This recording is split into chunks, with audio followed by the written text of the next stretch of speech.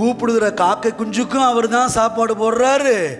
சமுத்திரத்தில் கிடக்கிற அவ்வளோ பெரிய திமிங்கலத்துக்கும் அவர் தான் சாப்பாடு போடுறாரு. அதுவும் திருப்தியா சாப்பாடு போடுறாரு.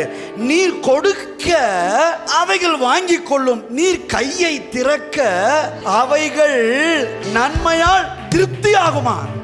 இன்னைக்கு செத்தா மண்ணோட மண்ணா மக்கி போகிற இந்த பிராணிகள் எல்லாவற்றிற்கும் அவர் திருப்தியா சாப்பாடு கொடுப்பார்னா, அவர் சாயலாக அவர் ரூபத்தின்படி உண்டாக்கப்பட்டு அவரோட என்றென்றைக்கும் வாழ்வதற்கான ரட்சிப்பை கொடுத்து அவருடைய பிள்ளைகள் ஆக்கப்பட்ட நமக்கு எத்தனை அதிகமாய் எவ்வளவு திருப்தியா கர்த்தர் நமக்கு செய்வார் என்றேன்.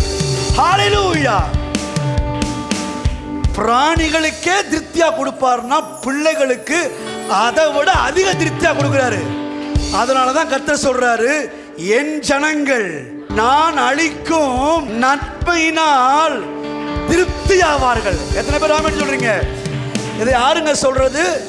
கர்த்தர் சொல்லுகிறார், என் ஜனங்கள் நான் கொடுக்கும் நன்மையினால் திருப்தியாவார்கள்.